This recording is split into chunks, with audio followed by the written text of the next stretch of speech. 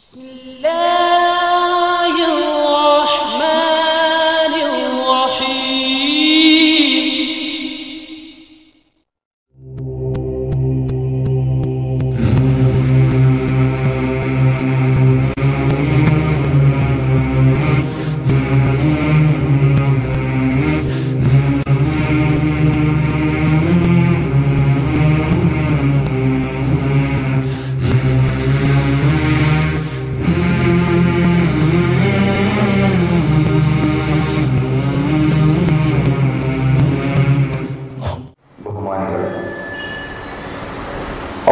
സുബ്ഹാനഹു വ തആല നമ്മുടെ ഈ മഹനീയ സദസ്സ് സ്വീകരിക്കുമാറാകട്ടെ. ജീവിതത്തിലുടനീളം ഹഖും ബാത്തിലും പാലിച്ച് ജീവിക്കാൻ അല്ലാഹുവിൻ്റെ പൊരുത്തത്തോടുകൂടി ഈ ലോകത്തോട് വിട ചോദിക്കാൻ നമ്മുടെ ഈ മജ്ലിസ് അല്ലാഹു നിമിത്തമാക്കി തരുമാറാകട്ടെ. സമ്പാദിക്കുന്നതത്രയും ഹലാലായ മാർഗത്തിലൂടെ ആയിരിക്കാനും അല്ലാഹു പൊരുത്തപ്പെടുന്ന വഴിയിൽ മാത്രം ചിലവ് ചെയ്ത് അവൻ്റെ തൃപ്തി സമ്പാദിക്കാനും നമുക്കെല്ലാവർക്കും അല്ലാഹു തൗഫീഖ് നൽകുമാറാകട്ടെ. തകരുന്നു മുതലാളിത്ത വ്യവസ്ഥിതി, ഉയരുന്നു ഇസ്ലാമിക ബദൽ. വളരെ കാലിക പ്രാധാന്യമുള്ള ഒരു വിഷയമാണ് ഇന്നത്തേക്ക് വേണ്ടി തെരഞ്ഞെടുക്കപ്പെട്ടിട്ടുള്ളത്. ലോകത്ത് തന്നെ മനുഷ്യൻ ഏറ്റവും അധികം ചർച്ച ചെയ്യുന്ന വിഷയം സാമ്പത്തിക ശാസ്ത്രമാണ്. ഓരോ പ്രഭാതം പൊട്ടിവിടരുമ്പോൾ ഇവിടെ നടക്കുന്ന ഓരോ ചലനങ്ങളും സാമ്പത്തിക താല്പര്യത്തോടുകൂടെ ഉള്ളതാണ്. അർദ്ധരാത്രി എഴുന്നേറ്റ് കടലോരത്തേക്ക് പോകുന്ന സാധാരണക്കാരനായ മത്സ്യത്തൊഴിലാളി മുതൽ ബസ് സ്റ്റാൻഡുകളിലേക്ക് നീങ്ങുന്ന പോട്ടർമാർ, അങ്ങാടിയിലേക്ക് നടക്കുന്ന കച്ചവടക്കാർ, സ്കൂളിലേക്ക് പോകുന്ന വിദ്യാർത്ഥികൾ, എല്ലാവരുടെയും അനക്കങ്ങളുടെ പിന്നിലെല്ലാം ഉള്ളത് സാമ്പത്തിക താല്പര്യമാണ്. ലോകത്ത് നിരന്തരം ചലിപ്പിച്ചുകൊണ്ടിരിക്കുന്നതും സാമ്പത്തിക താല്പര്യമാണ്. ഇങ്ങനെയുള്ള ഒരു വിഷയം ഒരു സമഗ്ര ജീവിത വ്യവസ്ഥ എന്ന നിലക്ക്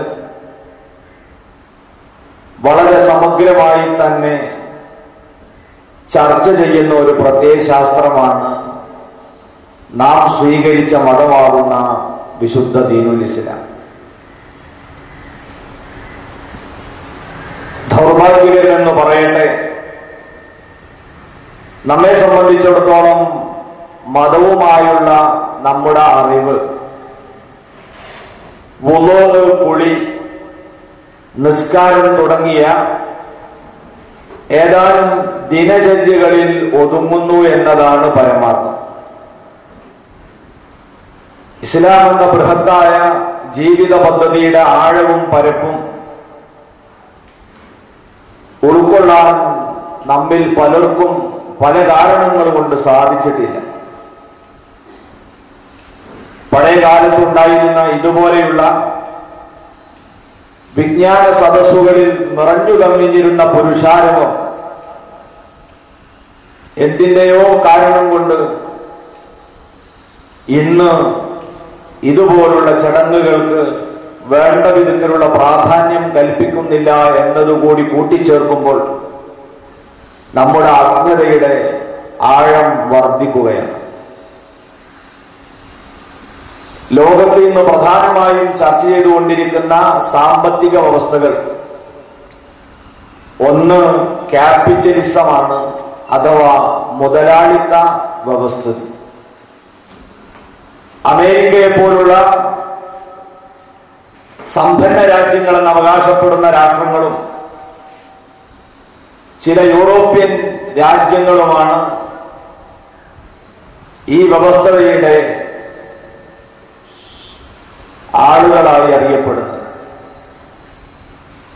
മറ്റൊന്ന്, തകർന്നുപോയ സോവിയറ്റ് യൂണിയനിൽ ഉദയം ചെയ്യുകയും പരാജയമടയുകയും ചെയ്ത കമ്മ്യൂണിസ്റ്റ് സോഷ്യലിസ്റ്റ് സമ്പദ് വ്യവസ്ഥയാണ്. ഈ രണ്ട് വ്യവസ്ഥയുടെയും നന്മയെ ചേർത്ത് വെച്ചുകൊണ്ട് എന്ന് അവകാശപ്പെടുന്ന ഇന്ത്യയെപ്പോലുള്ള വികസ്വര രാജ്യങ്ങൾ പ്രയോഗവൽക്കരിച്ചുകൊണ്ടിരിക്കുന്ന മിശ്ര വ്യവസ്ഥ, ഇങ്ങനെയൊന്നും ഇന്ന് ലോകത്ത് സാമ്പത്തിക ശാസ്ത്രങ്ങളുടെ കൂട്ടത്തിൽ ചർച്ചയ്ക്ക് വിധേയമാകുന്നുണ്ട്. ഈ മൂന്ന് വ്യവസ്ഥകളും അനിവാര്യമായ തകർച്ചയെ നേരിട്ടുകൊണ്ടിരിക്കുന്നു എന്നതാണ് വർത്തമാനകാല പത്രങ്ങളും മീഡിയകളും നമ്മോട് പറഞ്ഞുകൊണ്ടിരിക്കുന്ന സത്യം. കോടിക്കണക്കിന് വരുന്ന ലോക ജനതയെ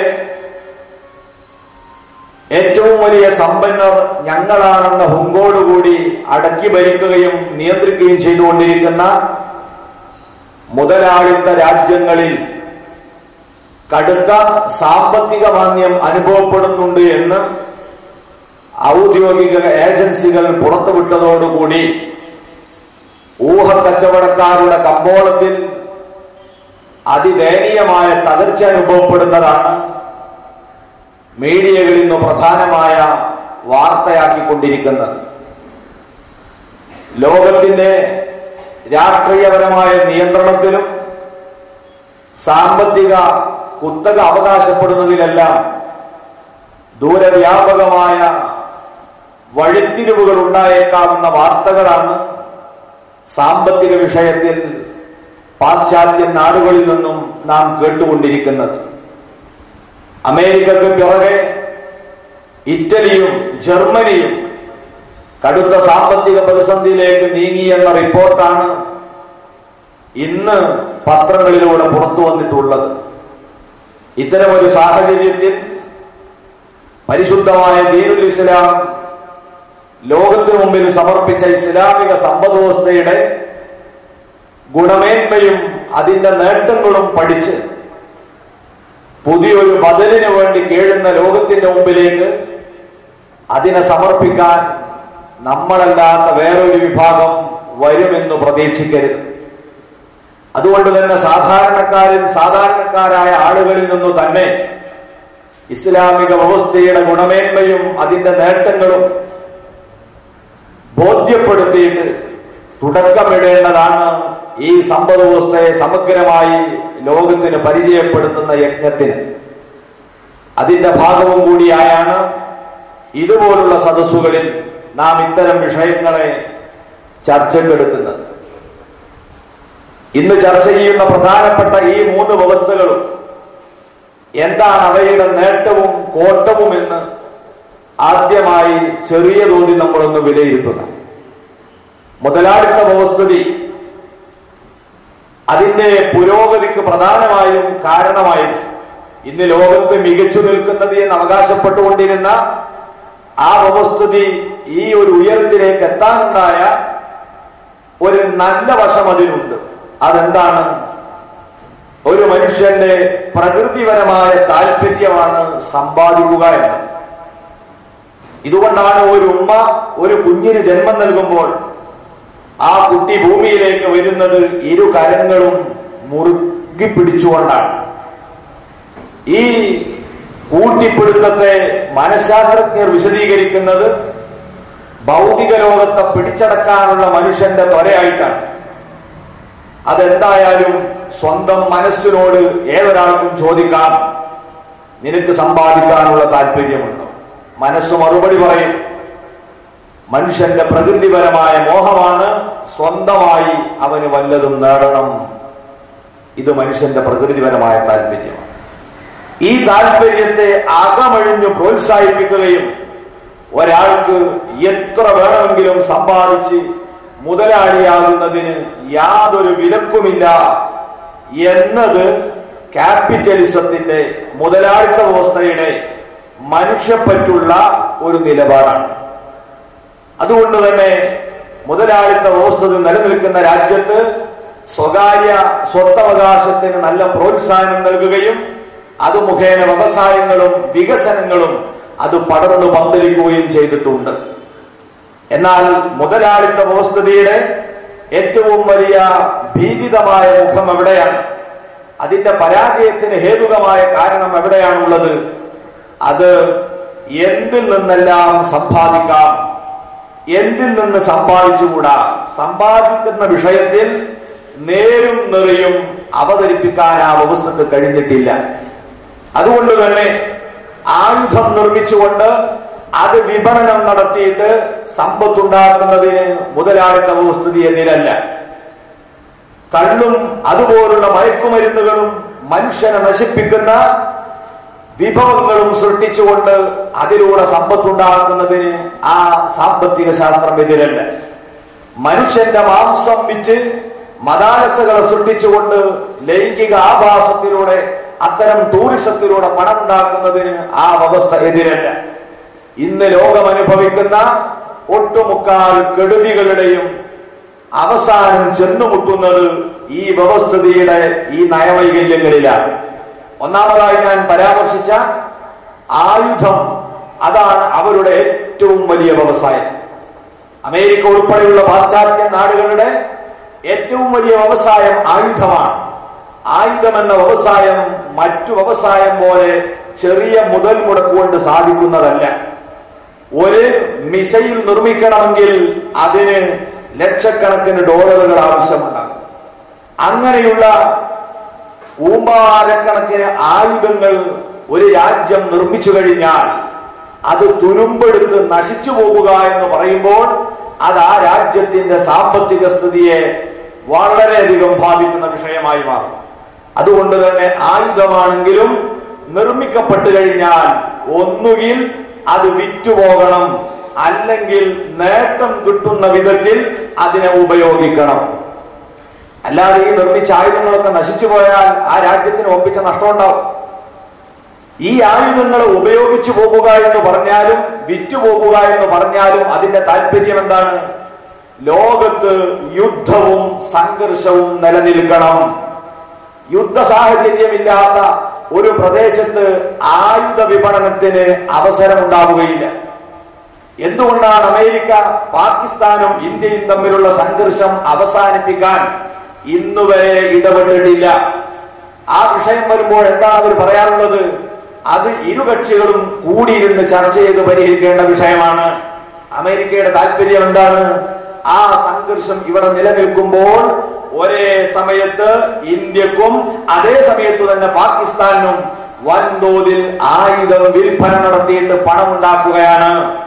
ഇന്ന് ലോകത്ത് നാം അനുഭവിക്കുന്ന രാഷ്ട്രങ്ങൾ പരസ്പരമുള്ള സർവ സംഘർഷങ്ങളുടെയും പിന്നിൽ ഈ വിപണന തന്ത്രവും താല്പര്യവുമാണ് എന്നതാണ് മുതലാളിത്ത വ്യവസ്ഥിതിയുടെ ഏറ്റവും വലിയ ചൂഷണത്തിന്റെയും ഭീകരതയുടെയും മുഖമായി നമ്മൾ കാണുന്നത്.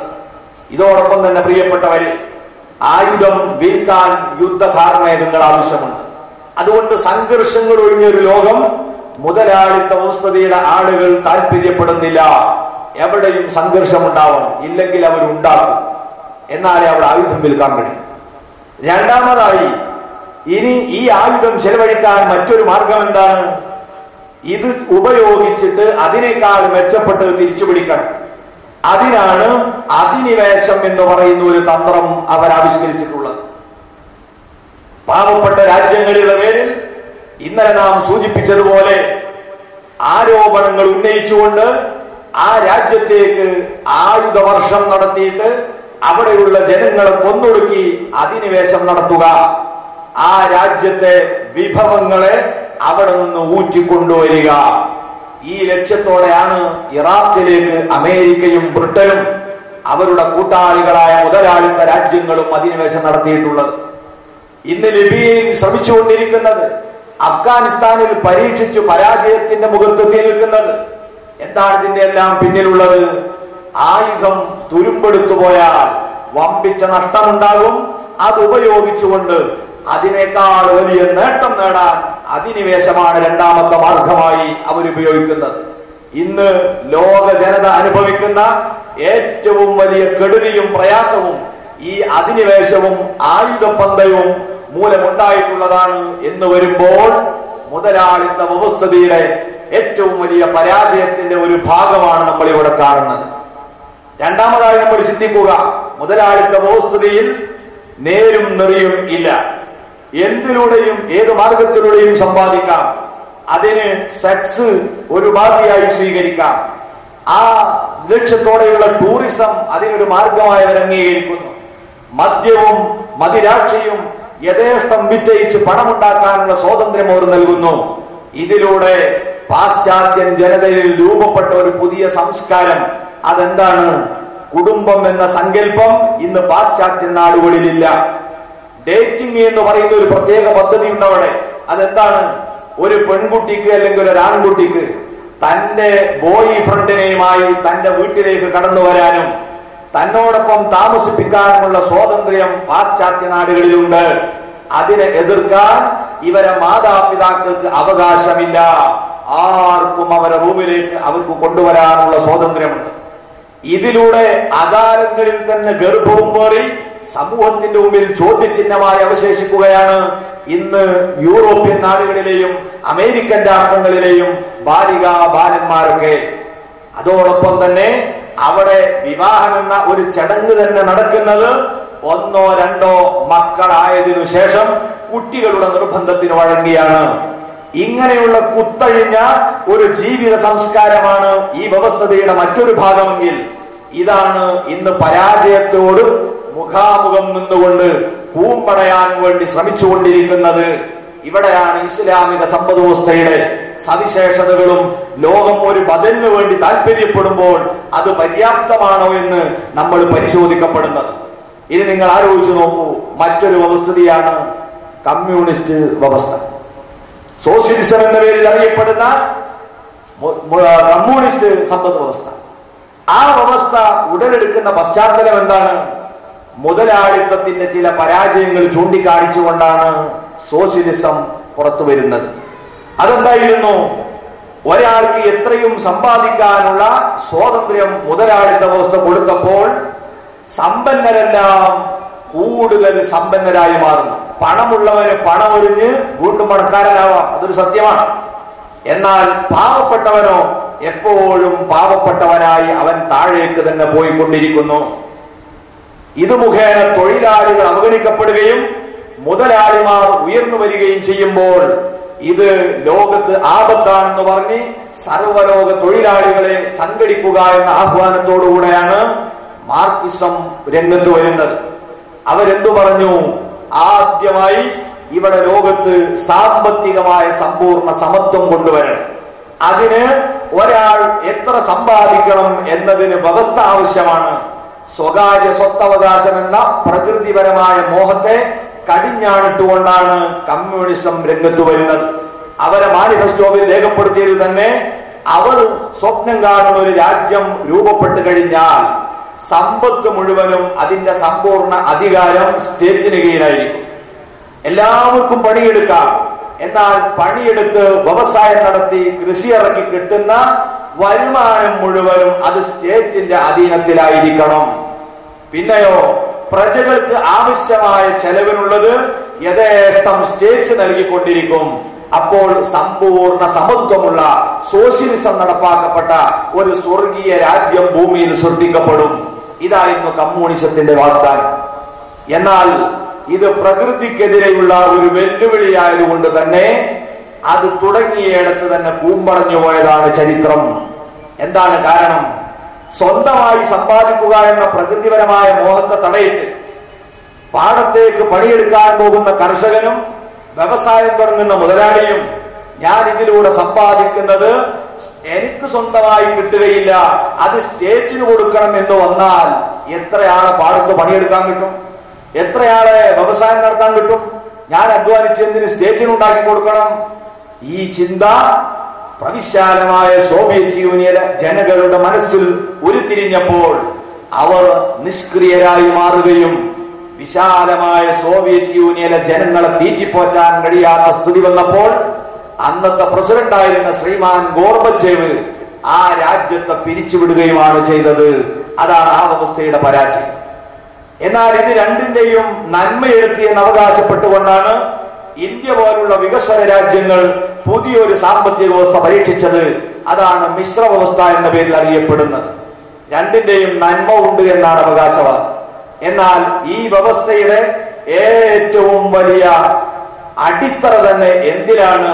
പലിശ എന്ന് പറയുന്ന ചൂതാട്ടത്തിലാണ് നമ്മുടെ സമ്പദ് വ്യവസ്ഥയുടെ അടിത്തറ പാകിയിട്ടുള്ളത്. ഇതുകൊണ്ട് തന്നെ ഈ രാജ്യം കടക്കണിയിൽ നിന്ന് കടക്കണിയിലേക്ക് നീങ്ങുകയും ഓരോ ദിവസവും നിത്യോപയോഗ സാധനത്തിന്റെ വില പിടിച്ചു കെട്ടാൻ കഴിയാത്ത വിധം മേലോട്ട് കുതിച്ചുകൊണ്ടിരിക്കുകയും ചെയ്യുകയാണ്. ബാഹ്യമായി 1947 അപേക്ഷിച്ച് നമ്മുടെ രാജ്യം കുറെ വികസിച്ചിട്ടുണ്ടാവാം. യഥാർത്ഥത്തിൽ പ്രിയപ്പെട്ടവരെ, ആ വികസനങ്ങളെല്ലാം പൊള്ളയായ വികസനങ്ങളാണ്. ഇത് പലിശാധിഷ്ഠിതമായ ഒരു വ്യവസ്ഥയിലുള്ള വികസനമായതുകൊണ്ട് തന്നെ അത് നമ്മുടേത് എന്ന് പറയാനായിട്ടില്ല. നമ്മുടെ പരിസരത്ത് നിർമ്മിക്കപ്പെട്ട പാലങ്ങൾ അത് നമ്മുടേതായിട്ടില്ല. ഇവിടെ നിർമ്മിക്കപ്പെട്ടിട്ടുള്ള വ്യവസായ സ്ഥാപനങ്ങൾ, ആശുപത്രികൾ അത് നമ്മുടേതായിട്ടില്ല. ആരാണ് ആ സംരംഭത്തിന് പണമിറക്കിയത്? അത് വിദേശ കുത്തകകളാണ്. IMF-ഉം ലോകബാങ്കും ADB-യും ഇവരെല്ലാം തരുന്ന പണം കൊണ്ട് നമ്മൾ ഇവിടെ വ്യവസായം തുടങ്ങുമ്പോൾ, വികസനം നടത്തുമ്പോൾ അവര് നമ്മുടെ മുമ്പിലേക്ക് വെക്കുന്ന നിബന്ധനകൾ എന്താ? അവര് തരുന്ന ആ മുതലിന് 30-40% കണ്ട് പലിശ സഹിതം അത് തിരിച്ചു കൊടുക്കണമെന്നാണ്. അങ്ങനെ ഇവിടെ ഓരോ വികസനം നമ്മൾ കാണുമ്പോൾ ഇത് നമ്മുടെ വികസനമാണ് നമ്മൾ തെറ്റിദ്ധരിക്കുകയാണ്. ഇത് നമ്മുടേതല്ല, ഇത് മറ്റാരുടേതോ ആണ്. ആ കടം കൊടുത്തുവിടാൻ കഴിയാതെ വീണ്ടും നമ്മൾ പലിശ കൊടുക്കാൻ വേണ്ടി കടം വാങ്ങേണ്ട ഒരു സ്ഥിതിയിലാണ് ഈ രാജ്യമുള്ളത്. ഇന്ത്യ രാജ്യത്തിന്റെ ദേശീയ വരുമാനത്തിൽ നിന്ന് 24% ചെലവ് ചെയ്യുന്നത് എന്തിനാണ്? വിദേശ കുത്തകകളിൽ നിന്ന് ഈ രാഷ്ട്രം വാങ്ങിയ കടത്തിന്റെ പലിശ വീട്ടാനാണ്. കടത്തിന്റെ പലിശ വീട്ടാൻ. എന്നാൽ ഇന്ത്യയിലുള്ള ദരിദ്ര നാരായണന്മാരായ ജനകോടികളുടെ ശുദ്ധടക്കാൻ വേണ്ടിയുള്ള റേഷൻ അരിയുടെ സബ്സിഡിയുടെ വിഭാഗത്തിൽ ദേശീയ വരുമാനത്തിന്റെ കേവലം 4% മാത്രമേ ഈ രാജ്യം മാറ്റിവെക്കുന്നുള്ളൂ.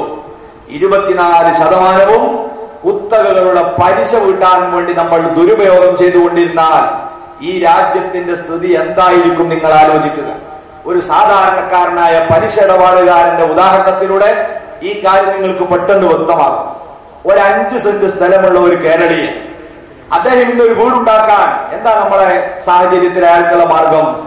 അയാളുടെ മുമ്പിലേക്ക് ഓഫറുകളുമായി വരികയാണ് ഗ്രാമീണ ബാങ്കുകൾ മുതൽ ദേശസാൽകൃത ബാങ്കുകൾ വരേക്കും, അതിന്റെ പുറമെ നാട്ടുംപുറങ്ങളിലുള്ള ചിട്ടി കമ്പനികൾ വരെ. അദ്ദേഹത്തോട് പറയുന്നതൊന്നും വേണ്ട, നിങ്ങൾ ഐഡന്റിറ്റിയും നിങ്ങളുടെ ആ പറമ്പിന്റെ ഫോട്ടോ കോപ്പിയും ആ പറമ്പിന്റെ ആധാരത്തിന്റെ ഒരു ഫോട്ടോ കോപ്പിയും നിങ്ങൾ തന്നാൽ നിങ്ങൾക്ക് വീടുണ്ടാക്കാൻ ഞങ്ങൾ 2 ലക്ഷം തരാം, അല്ലെങ്കിൽ 5 ലക്ഷം തരാം. ഈ ലക്ഷം വാങ്ങിയിട്ട് 5 സെന്റ് സ്ഥലമുള്ള ഒരാൾ വീട് നിർമ്മാണം ആരംഭിക്കുന്നു. ബാഹ്യമായി കാണുന്നവർക്ക് എന്താ തോന്നുക? ഓ, അബ്ദുള്ളപ്പ നല്ല പുരോഗതിയിലാവും, നല്ല ടെറസിട്ട വീടൊക്കെ ഉണ്ടാക്കുന്നുണ്ട്, ഇപ്പൊ എന്തോ നിധി കിട്ടിയിട്ടുണ്ട് എന്നൊക്കെയാണ് നാട്ടുകാർ പറയുന്നത്. അങ്ങനെ അബ്ദുള്ള വീട് നിർമ്മാണം തുടങ്ങിയപ്പോഴേക്കും അതിന്റെ ഫണ്ട് കഴിഞ്ഞിട്ടുണ്ട്. പിന്നെ ഇങ്ങനെ വയന്നു പോവാണ്. അതേ സമയത്ത് ഈ അബ്ദുള്ളക്ക് എന്താണ് ബാധ്യതയുള്ളത്? 20% അല്ലെങ്കിൽ 15% പലിശ ഉൾപ്പെടെ ഓരോ മാസവും 1000കണക്കിന് രൂപ ഇയാൾ ബാങ്കിൽ കൊണ്ടുപോയി അടക്കണം. നിത്യജീവിതത്തിന് തന്നെ പൊറുതിമുട്ടുന്ന ഈ അബ്ദുള്ള ഇത് അടക്കാൻ കഴിയാതെ പലിശക്കുമേൽ പലിശ കൂടി 2 കൊല്ലം കഴിയുമ്പോഴാണ് നാട്ടുകാരറിയുന്നത് ബാങ്ക് അധികൃതരതാ ചെണ്ടയും കൊട്ടി വരികയാണ്. എന്തിന്? അയാളുടെ പേരിൽ നേരത്തെ ഉണ്ടായിരുന്ന 5 സെന്റ് പുരയിടവും കൂടി ജപ്തി ചെയ്ത് കൊണ്ടുപോകാൻ. ഇതാണ് നമ്മുടെ നാട്ടിൽ നിന്ന് നടത്തുന്ന സാധാരണ സംഭവം. ഇതേ അനുഭവമാണ് നമ്മുടെ രാജ്യത്തിനുണ്ടായിക്കൊണ്ടിരിക്കുന്നത്. നമ്മുടെ രാഷ്ട്രത്തിൽ വിദേശ കുത്തകകളിൽ നിന്ന് പണം സ്വീകരിച്ചുകൊണ്ട് നമ്മൾ വികസനം എന്ന പേരിൽ പറഞ്ഞു നടക്കുമ്പോൾ അത് നമ്മുടേതല്ല, അത് കുത്തകകളുടേതാണ്. അവരുടെ കടം വീട്ടാൻ വേണ്ടി അവസാനം നമ്മുടെ രാഷ്ട്രനായകന്മാരെന്താ ചെയ്തുകൊണ്ടിരിക്കുന്നത്? ഒരാൾ അനങ്ങിയാൽ നികുതി. ഇത് നമുക്ക് തലങ്ങും വിലങ്ങും നടക്കാൻ പറ്റുമോ? ഒരു ചെറിയ പെട്ടി കച്ചവടം തുടങ്ങാൻ നമുക്ക് സാധിക്കുന്നുണ്ടോ? എന്തുകൊണ്ട്? നമ്മുടെ ഗവൺമെന്റ് വിദേശ കുത്തകളിൽ നിന്ന് സ്വീകരിച്ച പലിശ അത് കൊടുത്തുവിട്ടാൻ നമ്മുടെ തലയിലേക്ക് കൂടുതൽ നികുതി ചുമത്തുകയാണ്. അങ്ങനെ ഗവൺമെന്റ് ഒരു ഭാഗത്ത് നികുതി ചുമത്തുന്നതോടൊപ്പം ഇന്ത്യ രാജ്യത്തിന്റെ സ്വത്തായിരുന്ന പൊതുമേഖലയിലും സർക്കാർ മേഖലയിലും ഉണ്ടായിരുന്ന സമ്പത്ത് മുഴുവനും അതിന്റെ ഓഹരികൾ വിറ്റയിച്ചുകൊണ്ടാണ് ഇത് കടം വീട്ടാൻ പരിശ്രമിച്ചുകൊണ്ടിരിക്കുന്നത്. ഈ കഴിഞ്ഞ കേന്ദ്ര ബജറ്റിലും 40,000 കോടിയിലധികം രൂപ ഇവിടെ സംഭരിക്കാൻ വേണ്ടി ലക്ഷ്യമിട്ടത് ഏത് മാർഗത്തിലൂടെയാണ്? പൊതുമേഖലയിലെ ഓഹരി വിറ്റുകൊണ്ട് പണമുണ്ടാക്കാനായിരുന്നു. അതിന് വമ്പിച്ച അടിയേറ്റിരിക്കുകയാണ് അമേരിക്കയിൽ നിന്ന് അനുഭവപ്പെട്ട സാമ്പത്തിക മാന്ദ്യത്തിലൂടെ. മൻമോഹൻ സിംഗിന്റെ ഗവൺമെന്റ് പേടിയിലാണ്. ബജറ്റിൽ വിലയിരുത്തിയ ഈ തുക എങ്ങനെ ഇനി ഉണ്ടാക്കിയെടുക്കും? ഇത് കഴിയാതെ പേടിച്ചരണ്ട് നിൽക്കുകയാണ്. ഇതാണ് ഇന്ത്യ പോലുള്ള രാജ്യങ്ങൾ ഇവിടെ പയറ്റിക്കൊണ്ടിരിക്കുന്ന വ്യവസ്ഥയുടെ പ്രധാനപ്പെട്ട പരാജയത്തിന്റെ കാരണം പലിശാധിഷ്ഠിത സമ്പൽ വ്യവസ്ഥയാണ്. ഇതുകൊണ്ട് തന്നെ ബുദ്ധിയുള്ളവരൊക്കെ പറഞ്ഞു. MP നാരായണൻ പിള്ള അദ്ദേഹം മുമ്പ് കലാകൗമുദിയിൽ എഴുതിയ ഒരു വാചകമുണ്ട്. അദ്ദേഹം പറഞ്ഞതെന്താ? ഈ രാജ്യത്തിന്റെ സാമ്പത്തിക പുരോഗതി അതിന് തടസ്സമായി നിൽക്കുന്നത് പലിശ മാത്രമാണ്. ഇവിടെ ഒരു ചികിത്സ ഇന്ത്യ ഗവൺമെന്റ് തന്നെ പൊന്നാനി പള്ളിയിൽ പോയി മാർഗം കൂടുകയാണ്. പലിശ വാങ്ങാത്ത, പലിശ കൊടുക്കാത്ത പരിശുദ്ധ ഇസ്ലാമിലേക്ക്. അപ്പോൾ ഗവൺമെന്റിനൊപ്പം ജനങ്ങളും രക്ഷപ്പെടും. ഇതൊരു മുസ്ലിം പറഞ്ഞതല്ല, പ്രമുഖ കോളമിസ്റ്റായ MP നാരായണപിള്ളയുടെ അഭിപ്രായമാണ്. ലോകം കാതോർക്കുന്നത് ഇസ്ലാമിക ബദലിനെ സംബന്ധിച്ചാണ്. ഇതര സാമ്പത്തിക വ്യവസ്ഥകളെല്ലാം പരാജയവുമായി മുഖാമുഖം കണ്ടുകൊണ്ടിരിക്കുന്ന സാഹചര്യത്തിൽ അഭിമാനത്തോടെ ലോകത്തോട് വിളിച്ചു പറയാൻ ഇസ്ലാമിക സമ്പദ് വ്യവസ്ഥയെ കുറിച്ച് നമ്മൾ പഠിക്കേണ്ടതില്ലേ? നിങ്ങൾ ഓരോരുത്തരും ചിന്തിക്കുക. അതുകൊണ്ട് ഞാൻ പറയുന്നു, അള്ളാഹുവിന്റെ മതമാകുന്ന ഇസ്ലാം വളരെ സമഗ്രവും സുതാര്യവും വളരെ ഭദ്രവുമായ ഒരു സാമ്പത്തിക നിലപാടാണ് സ്വീകരിച്ചിട്ടുള്ളത്. സമ്പത്തിന്റെ ആവശ്യകതയും അതിന്റെ ഗൗരവവും വളരെ താല്പര്യപൂർവമാണ് അള്ളാഹുവിന്റെ ഖുർആൻ നമ്മളെ പരിചയപ്പെടുത്തുന്നത്. സൂറ അൻ-നിസായിലൂടെ അള്ളാഹു നമ്മളെ പഠിപ്പിച്ചു, വലാ തുഅ്തുസ്സുഫഹാ അംവാലക്കും അല്ലത്തി ജഅലല്ലാഹു ലക്കും ഖിയാമാ. ഓ ജനങ്ങളെ, നിങ്ങളുടെ സമ്പത്ത് ഒരിക്കലും അത് കൈകാര്യം ചെയ്യാൻ പക്വത വരാത്ത ആളുകളുടെ കയ്യിൽ നിങ്ങൾ പണം കൊടുത്തേക്കരുത്. കാരണം എന്താ? ഈ പണം എന്ന് പറഞ്ഞ സാധനം അല്ലത്തി ജഅലല്ലാഹു ലക്കും ഖിയാമാ, നിങ്ങളെ നിലനിൽപ്പ് അവിടെയാണ് അല്ലാഹു നിശ്ചയിച്ചിട്ടുള്ളത്. ഇത് ചെറിയ കാര്യമല്ല. മനുഷ്യവംശത്തിന്റെ നിലനിൽപ്പ് അല്ലാഹു സുബ്ഹാനഹു വ തആല സമ്പത്തിലാണ് വെച്ചത്. ഖിയാമത്ത് നാൾ വരെ ഇവിടെ ജനിക്കാൻ പോകുന്ന സർവ്വ മനുഷ്യർക്കും ആവശ്യമുള്ള എല്ലാ വിഭവങ്ങളും ഭൂമിയിൽ അല്ലാഹു നേരത്തെ തയ്യാറാക്കി വെച്ചിട്ടുണ്ട്.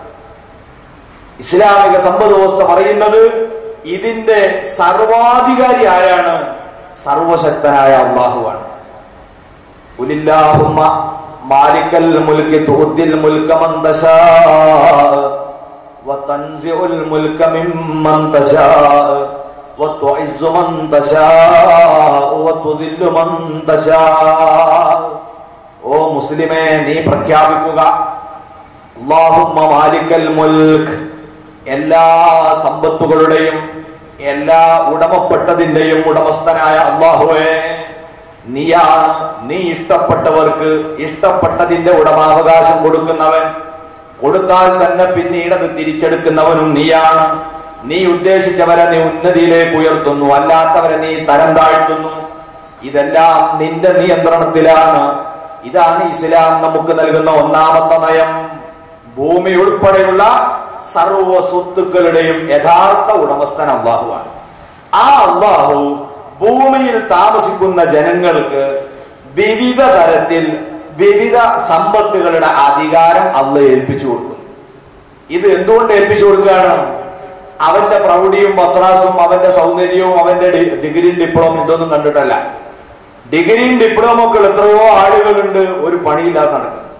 എന്നാൽ സ്കൂൾ പോകാത്ത വലിയ വലിയ സമ്പന്നരെ വേണമെങ്കിൽ നമുക്ക് വിരലുമ്പൽ കണ്ടാൻ പറ്റും. ഇപ്പം കേരളത്തിൽ ഉയർന്നു നിൽക്കുന്ന ഒരുപാട് സമ്പന്നർ നിങ്ങളെ ഈ തലശ്ശേരി പരിസരത്ത് നിങ്ങൾക്ക് പറയാൻ കഴിയും.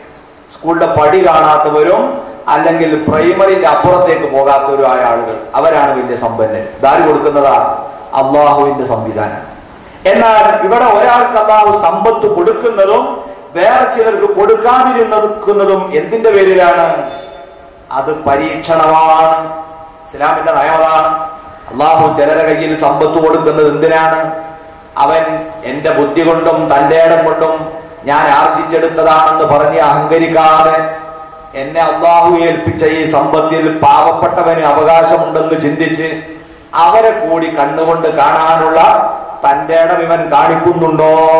ഇതാണ് സമ്പന്നനെ അള്ള പരീക്ഷിക്കുന്നത്. പാവപ്പെട്ടവനെയോ അവൻ കളവും കവർച്ചയും നടത്താനിറങ്ങാതെ അള്ളാഹു തന്നതുകൊണ്ട് തൃപ്തിപ്പെടുകയും അത് കൂടുതൽ വികസിപ്പിക്കാൻ അള്ള നിർദ്ദേശിച്ച മാർഗത്തിലൂടെ അധ്വാനിക്കുകയും ചെയ്യുന്നുണ്ടോ?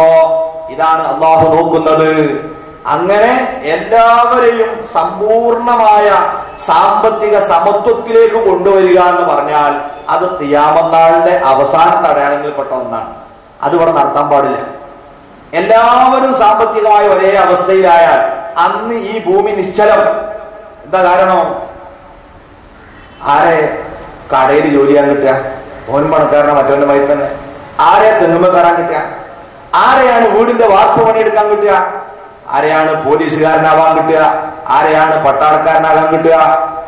ഒരു ജോലിക്കും ആളെ കിട്ടൂല. കാരണം എല്ലാവരും സാമ്പത്തികമായി ഒരേ അവസ്ഥ. സമ്പൂർണ്ണ സോഷ്യലിസം. ഇത് ഭൂമിയിൽ നടപ്പാക്കപ്പെടുക എന്ന് പറഞ്ഞാൽ ഭൂമിയുടെ സർവ്വ പുരോഗതിയും മുരടിക്കുന്ന കാലമാണ്. ഹബീബ് മുഹമ്മദ് മുസ്തഫ സ്വല്ലല്ലാഹു അലൈഹി വസല്ലം പഠിപ്പിച്ചിട്ടുണ്ട്. ഖിയാമത്ത് നാളിന്റെ അവസാന ഘട്ടം വരുന്ന സമയത്ത് സമ്പത്തുമായി സ്വർണ്ണ നാണയമായി മനുഷ്യൻ നടക്കുകയാണ്. എന്നിട്ട് പറയുന്നു, ഹബീബേ ഇതവിടെ വെച്ചോ. ഒരാളെ കയ്യിലേക്ക് കാശ് സ്വർണ്ണ നാണയമായിട്ട് കൊടുക്കുമ്പോൾ അയാൾ പറയാണ്, ഇന്നലെ നിങ്ങൾ തന്നാണെങ്കിൽ എനിക്കത് ആവശ്യം ഉണ്ടായിരുന്നു, ഇന്ന് എനിക്കത് ആവശ്യമില്ല. സ്വർണം ഏറ്റുവാങ്ങാൻ ആളില്ലാത്തൊരു ദിനം നമ്മയുടെ വരാനിരിക്കുന്നു. കാരണം എല്ലാവരും പണക്കാരാണ്. അത് ലോകത്തിന്റെ അവസാനത്തിന്റെ അടയാളമാണ്. എന്നാൽ അല്ലാഹു വിവിധ അളവിലാണ് വിവിധ ആളുകൾക്ക് സമ്പത്ത് കൊടുക്കുന്നത്. എല്ലാം പരീക്ഷണത്തിന് വേണ്ടിയാണ്. സമ്പന്നൻ മതിമറക്കരുത്, പാവപ്പെട്ടവൻ പൊറുതിമുട്ടരുത്. എല്ലാവരെയും അല്ലാഹു പരീക്ഷിക്കുന്നു. ഇനി എല്ലാവരോടും അല്ലാഹു പറയുന്നത് എന്താ? നിങ്ങൾ പരമാവധി കഠിനാധ്വാനം ചെയ്ത് നിങ്ങൾ സമ്പാദിച്ചോളൂ. മുതലാളിത്ത വ്യവസ്ഥിതി പറഞ്ഞതുപോലെ തന്നെ ഒരാൾക്ക് എത്ര വേണമെങ്കിലും സമ്പാദിക്കാം. അതിന് ഇസ്ലാം തടസ്സം നിൽക്കുന്നില്ല. എന്തുകൊണ്ട്? പ്രകൃതിയുടെ മതമാണ്. പ്രകൃതിയുടെ നിയമം ഒരാൾക്ക് എത്രയും സമ്പാദിക്കാൻ അയാൾക്ക് താല്പര്യമുണ്ട് എന്നതാണ്. അതിനെ അംഗീകരിച്ചുകൊണ്ട് അതിനെ പ്രോത്സാഹിപ്പിച്ച് എത്രയും അധ്വാനിച്ച് പണമുണ്ടാക്കാൻ ഇസ്ലാം പഠിപ്പിക്കുന്നു. മഹാനായ നബി സല്ലല്ലാഹു അലൈഹി വസല്ലം പറയുകയാണ്, ഇന്നല്ലാഹ യുഹിബ്ബുൽ മുഅ്മിനൽ മുഹ്തരിഫ. അല്ലാഹു സുബ്ഹാനഹു വ തആല ആരെയാണ് ഇഷ്ടപ്പെടുന്നത്? തൊഴിൽ ചെയ്യുന്ന സത്യവിശ്വാസിയെയാണ്. പണിക്ക് പോകാത്തവൻ, ജോലി എടുക്കാത്തവൻ, വെറുതെ ഇരിക്കുന്നവൻ, ഇവനോട് അല്ലാഹുവിന് താല്പര്യമില്ല. അതുകൊണ്ട് എല്ലാ തൊഴിലാളികളെയും വിളിച്ച് അള്ളാഹിന്റെ മതം പഠിപ്പിക്കും. നിങ്ങൾ തൊഴിലെടുക്കണം, പണിയെടുക്കാതെ നിഷ്ക്രിയരായി നിൽക്കരുത്. മാത്രമല്ല അവിടുന്ന് പഠിപ്പിക്കുകയാണ്, അധ്വാനം എന്ന് പറയുന്നത് ഒരു ആരാധനയാണ്. അതിലൂടെ നേടുന്ന സമ്പത്തിനാണ് ഏറ്റവും വലിയ മാധുര്യം ഉണ്ടാകുന്നത്. തിരുനബി പറഞ്ഞു, ലാ ഹസദ ഇല്ലാ ഫിസ്നൈൻ. അസൂയാർഹമായ കാര്യം രണ്ട് കാര്യങ്ങളേ ഉള്ളൂ. ഇവിടെ പരാമർശിക്കുന്ന അസൂയ ഏതാണ്? ശറയിൽ നിരോധിക്കപ്പെട്ട അസൂയ അല്ല. അതേതാ? തന്റെ സഹോദരനിൽ അള്ളാഹു കൊടുത്തൊരു നിഅമത്ത് അതങ്ങ് നീങ്ങിക്കാണാൻ താല്പര്യപ്പെടുക. ഞമ്മക്ക് കിട്ടിയില്ലേലും വേണ്ടില്ല, ഓന്റെ ആ കച്ചവടം ഒന്ന് പൊളിയേണ്ടേനു. ഇത് കടുത്ത തെറ്റായ അസൂയയാണ്. എന്നാൽ റിബത്ത് എന്ന് പറയുന്ന മറ്റൊരു അസൂയ ഉണ്ടെന്നെന്താ? അവന്റേത് നഷ്ടപ്പെട്ടു പോകുന്നും വേണ്ട, അതുപോലെ എനിക്കും കിട്ടിയാൽ തിരക്കടില്ല എന്നുള്ള ആഗ്രഹം തന്നെ രണ്ട് വിഷയത്തിലെ പ്രസക്തമാകുന്നുള്ളൂ. തിരുനബി പറയുന്നു, ഒന്നേതാണ്? റജുലുൻ ആതാഹുല്ലാഹു മാലൻ ഫസല്ലതഹു അലാ ഹൽഖതിഹി ഫിൽ ഹഖ്. ഒന്ന്, ഒരു മനുഷ്യൻ അള്ളാഹു ധനം കൊടുത്തു. ആ സമ്പത്ത് മുഴുവനും അള്ളാഹുവിന്റെ പൊരുത്തത്തിനായി അയാൾ ഇങ്ങനെ ചെലവഴിക്കുന്നതും കാണുന്നു. അങ്ങനെയുള്ള ഒരു മനുഷ്യനെ കാണുമ്പോൾ നമുക്കും താല്പര്യപ്പെട, പടച്ചോനെ ഞാനും അങ്ങനെ ഒരു പണക്കാരനായി നല്ലതിനു വേണ്ടി ഇങ്ങനെ ചെലവ് ചെയ്യാൻ എനിക്കും തൗഫീഖ് കിട്ടിയെങ്കിൽ എത്ര നന്നായിരുന്നു. മോഹിക്കാവുന്ന ഒരു കാര്യം. രണ്ടാമത്തതോ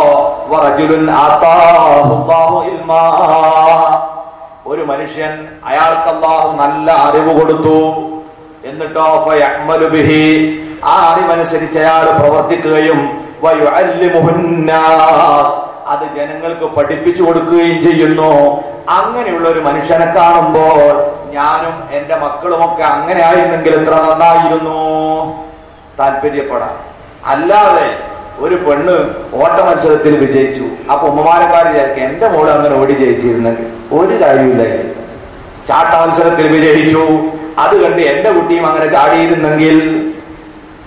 ഫുട്ബോളിൽ വിജയം നേടി, സിനിമയിലേക്ക് അയാൾക്ക് റിക്രൂട്ട് കിട്ടി, ഇതിന്റെ പേരിൽ അതുപോലെ ഞാനും മക്കളുമായിരുന്നെങ്കിൽ ഇത് താല്പര്യപ്പെടാവുന്ന വിഷയമല്ല. അതിലൊന്നാണ് സമ്പത്തായി അല്ലാഹുവിന്റെ റസൂൽ പരിചയപ്പെടുത്തിയത്. തുടർന്ന് പറയുന്നു, ഒരു മനുഷ്യനും ഒരു ആഹാരവും കഴിച്ചിട്ടില്ല, ഖൈറാ ഏറ്റവും മെച്ചപ്പെട്ടതായ ഒരു ഭക്ഷണവും കഴിച്ചിട്ടില്ല, തന്റെ കൈകൾ കൊണ്ട് അധ്വാനിച്ച് ആഹരിക്കുന്നതിനേക്കാൾ മേത്തരം ഒരു ഭക്ഷണവും ഒരാളും കഴിച്ചിട്ടില്ല. തുടർന്ന് പറയുകയാണ്,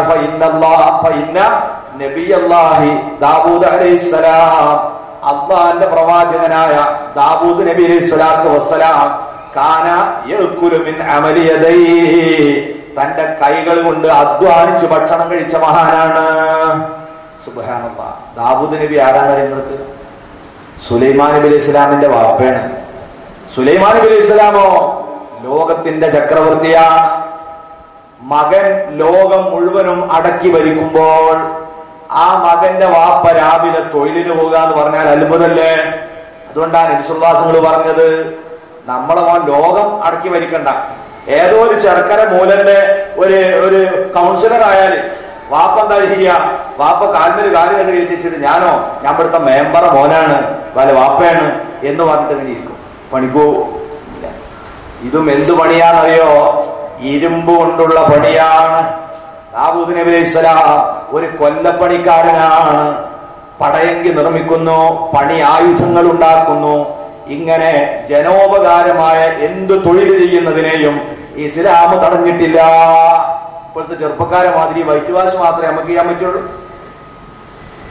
അതാ, അല്ലെങ്കിൽ ഗൾഫ് പോയിട്ട് ഹോട്ടലിൽ നിൽക്കുക, പീടികയിൽ നിൽക്കുക. ഇതിന്റെ അപ്പുറത്തുള്ള തൊഴിലൊന്നുമില്ലേ? വിധങ്ങൾ പറയുന്നത് ഏറ്റവും നല്ല തൊഴിൽ കൈത്തൊഴിലുകളാണ്. ജനങ്ങൾക്ക് ഉപകാരം കിട്ടുന്ന, മനുഷ്യന്റെ ജീവിതം നിലനിർത്താൻ ഉപകരിക്കുന്ന സാധനങ്ങൾ ഉണ്ടാക്കാൻ കഴിയുക, നിർമ്മാണ പ്രവർത്തനം.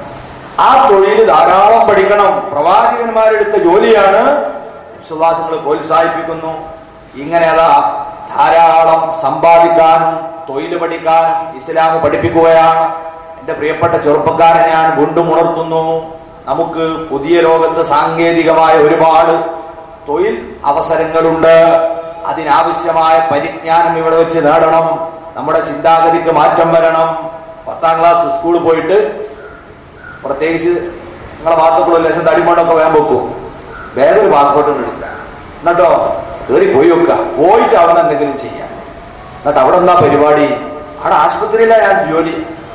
ഡോക്ടറാ? അല്ല ഡോക്ടറല്ല, ഞാനവിടെ പേപ്പറുകളൊക്കെ ഞാനാ നീക്കുന്നതെന്ന്. അപ്പൊ പോയി നോക്കുമ്പോ എന്ത് പേപ്പറാ നീക്കുന്നത്? വേസ്റ്റ് പേപ്പർ ഇങ്ങനെ അടിച്ച് നീക്കുക. അപ്പൊ കണ്ടാൽ തോന്നുന്നു അതിന്റെ മാനേജർ ഇവനാണ്, മറ്റൊരു ഇവനാണ്. ഈ അവസ്ഥക്ക് ഒരു മാറ്റം വരണ്ടേ? അതുകൊണ്ട് തന്നെ വിദ്യാഭ്യാസ രംഗത്ത് സാങ്കേതിക പരിജ്ഞാനങ്ങൾ നേടിയെടുക്കുന്നതിൽ നമ്മൾ മുന്നോട്ട് വരണം. പുതിയ ലോകമാണ്.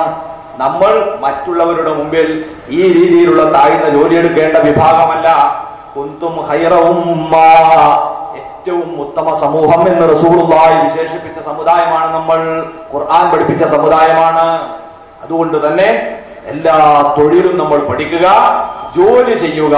ഒരു ദിവസവും പണിക്ക് പോകാതെ വെറുതെ ഇരിക്കുന്നവർ മുഅ്മിനീങ്ങളുടെ കൂട്ടത്തിൽ ഉണ്ടാവരുത്. അള്ളാഹുവിന് അത്തരക്കാരെ താല്പര്യമില്ല. ഇനി സമ്പാദിക്കാനുള്ള അകമഴിഞ്ഞ പ്രോത്സാഹനം നൽകുക മാത്രമല്ല, മുതലാളിത്ത വ്യവസ്ഥക്ക് തരാൻ കഴിയാത്ത ഒരു ദിശാബോധം ഇസ്ലാം നൽകുന്നു. അതെന്താണ്? എന്തിൽ നിന്നെല്ലാം സമ്പാദിക്കാം, എന്തിൽ നിന്ന് സമ്പാദിച്ചുകൂടാ. ഇത് ഇസ്ലാം മാത്രം പറയുന്നത്. അവിടെ ഹലാൽ ഹറാം രണ്ട് ചാർട്ട് നമ്മുടെ മുമ്പിലേക്ക് തരികയാണ്. ഹലാൽ എന്ന് പറഞ്ഞ ചാർട്ടിലുള്ളതിലൂടെ മാത്രമേ ഒരാൾ സമ്പാദിക്കാൻ പാടുള്ളൂ. ഹറാം എന്ന് നിർദ്ദേശിക്കപ്പെട്ടതിലൂടെ ആരെങ്കിലും സമ്പാദിച്ചാൽ നേരത്തെ നമ്മൾ സൂചിപ്പിച്ചതുപോലെയുള്ള ലോകത്തിന് താങ്ങാൻ കഴിയാത്ത ദുരന്തങ്ങൾക്ക് അത് കാരണമാകും. അതുകൊണ്ട് തന്നെ ഹക്കും ബാത്തിലും നോക്കിയിട്ടായിരിക്കണം സമ്പാദിക്കുന്നത്. ഹറാമായ മാർഗത്തിലൂടെ പണം ഉണ്ടാക്കാൻ ശ്രമിക്കുന്നവരോട് അല്ലാഹുവിന്റെ റസൂൽ താക്കീത് ചെയ്യുകയാണ്. മാ നബത മിനൽ ഹറാമി ഫന്നാറു ഔലാ ബിഹി. ഹറാമായ ഭക്ഷണം കഴിച്ച് ഒരാളുടെ ശരീരത്തിൽ ഒരു കോശമെങ്ങാനും വളർന്നിട്ടുണ്ടെങ്കിൽ അത് നരകവുമായി ബന്ധപ്പെട്ടതാണെന്ന് മുഹമ്മദുർ റസൂലുള്ളാഹി സ്വല്ലല്ലാഹു അലൈഹി വസല്ലം നിങ്ങൾ പഠിപ്പിക്കുന്നു.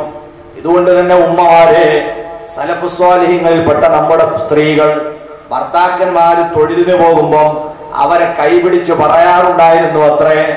എന്താണ് പറയുന്നത്? ഇന്നാ നസ്ബിറു അലൽ ജൂ. പ്രിയപ്പെട്ട ഭർത്താവേ, ഞാൻ വിശപ്പ് സഹിച്ചോളാം.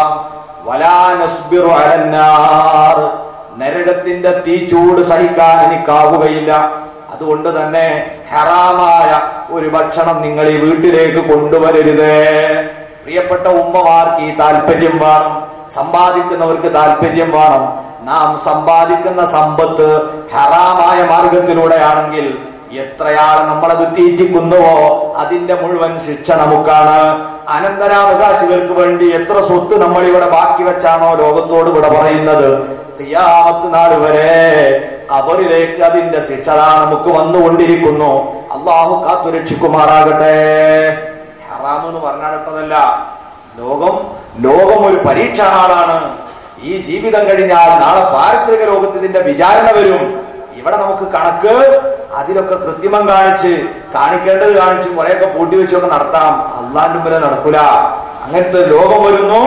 അവിടെ നിങ്ങൾക്ക് പരാജയം വരും. അതിനു മുമ്പ് ഹലാല് മാത്രം നോക്കി സമ്പാദിക്കണം. ഇതുപോലെ ഹറാമായ സമ്പാദ്യമാണെങ്കിൽ വേറെയും ദുരന്തമുണ്ട്. അവന്റെ പ്രാർത്ഥന പോലും അല്ലാഹു സ്വീകരിക്കുകയില്ല. സുദീർഘമായ ഒരു ഹദീസിൽ ഒരാളെ പരിചയപ്പെടുത്തിയിട്ട് പറയുകയാണ്, അയാൾ ഇങ്ങനെ യാത്രക്കാരനായി പോകുന്നു.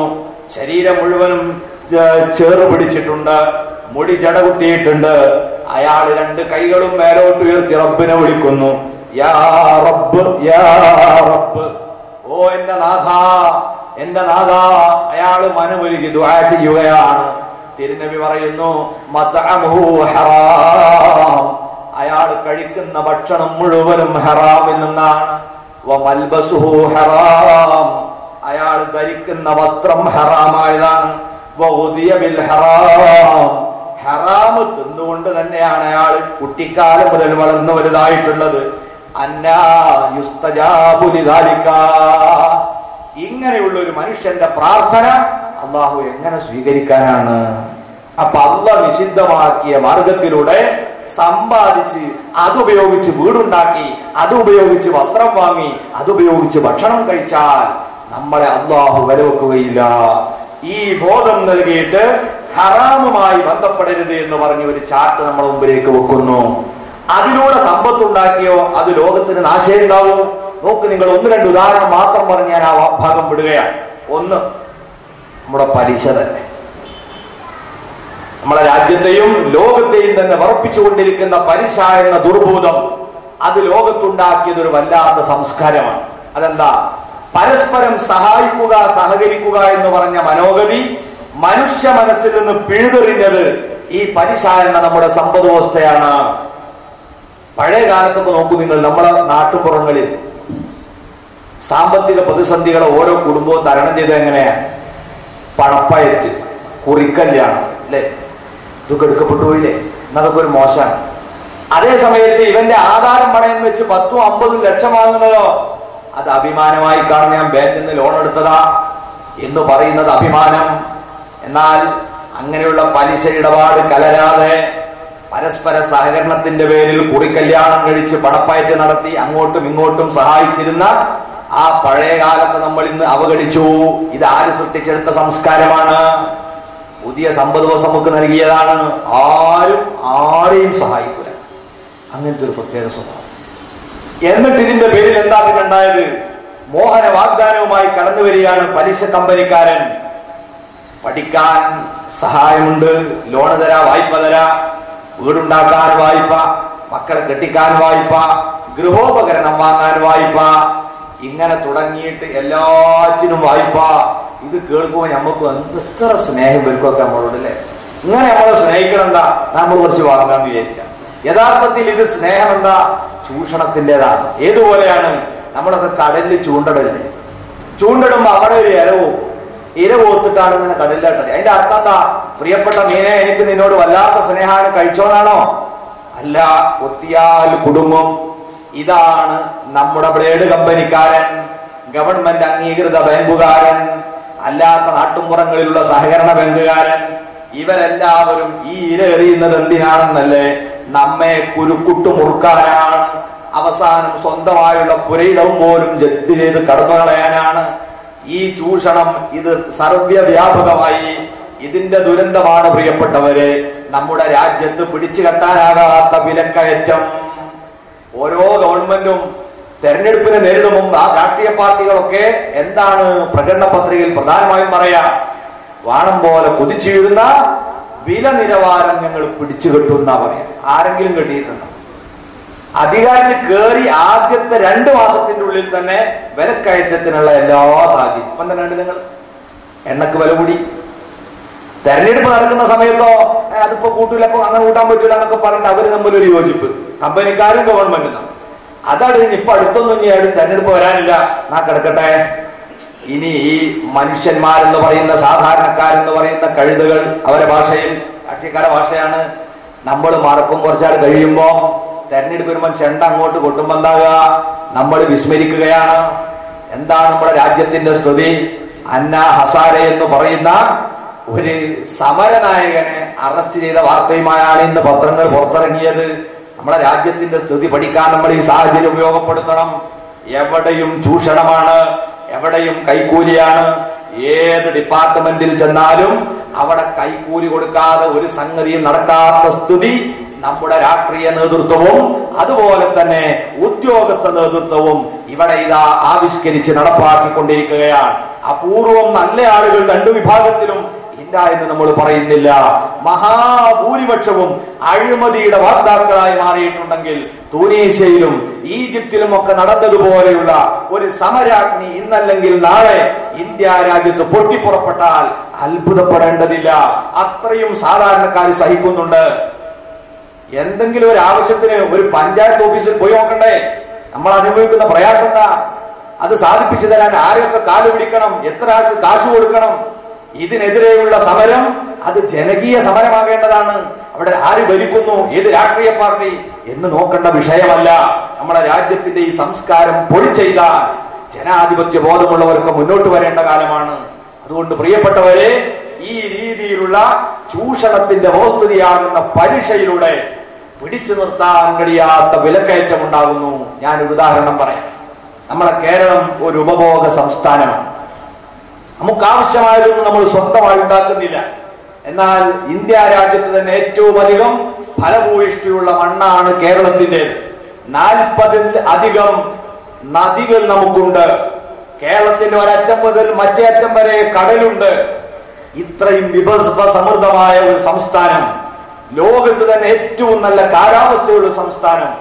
ഈ സംസ്ഥാനത്തിന് ഒരാഴ്ച മറ്റ് സംസ്ഥാനങ്ങളുടെ സഹകരണം അവർ നിർത്തിവെച്ചാൽ മുന്നോട്ട് പോകാൻ പറ്റാത്തൊരു സ്ഥിതിയിലേക്ക് ഉപഭോഗ സംസ്കാരം നമ്മളെ കൊണ്ടെത്തിച്ചിരിക്കുകയാണ്. ഇന്ന് നമുക്ക് വേണ്ട ഒന്നും നമ്മൾ ഉത്പാദിപ്പിക്കുന്നില്ല. ധാരാളം വയലുകൾ നമ്മുടെ നാട്ടിലുണ്ടായിരുന്നു. അതൊക്കെ തൂർത്ത് കോൺക്രീറ്റ് കൃഷിയാണ് നമ്മൾ അവിടെ ഇറക്കിക്കൊണ്ടിരിക്കുന്നത്, അല്ലേ? നമ്മുടെ നാട്ടിൻപുറങ്ങളിലൊക്കെ നടക്കുന്ന കൃഷിയടാ. അവിടെയൊന്നും നെല്ല് ഉത്പാദിപ്പിക്കുന്നില്ല. നമ്മുടെ ഭക്ഷണത്തിന് വേണ്ട പച്ചക്കറികൾക്ക് വേണ്ടതൊന്നും അവിടെ ഉണ്ടാക്കുന്നില്ല. പിന്നെ എല്ലാം ഇറക്കുമതി. എന്തെല്ലാം ഇറക്കുമതി? സുബ്ഹാനല്ലാഹ്, നമ്മളൊക്കെ അങ്ങാടി പോകുമ്പോൾ ഭാര്യ പറയുന്നത് എന്തായാലും, നിങ്ങൾ വരുമ്പോ ഒരു ചൂല് കൊണ്ടുവരണേ. പണ്ടൊക്കെ കവുങ്ങിൽ നിന്ന് പാട വീഴുമ്പോ ഉമ്മ പറയും, 2 കവുമ്പൽ ഇങ്ങനെ ഇത് കെട്ടിവെക്കും. ആദ്യം ഒരലവ് കെട്ടിയിട്ട് അതിൽ ഇങ്ങനെ കുളത്തിടല പാട.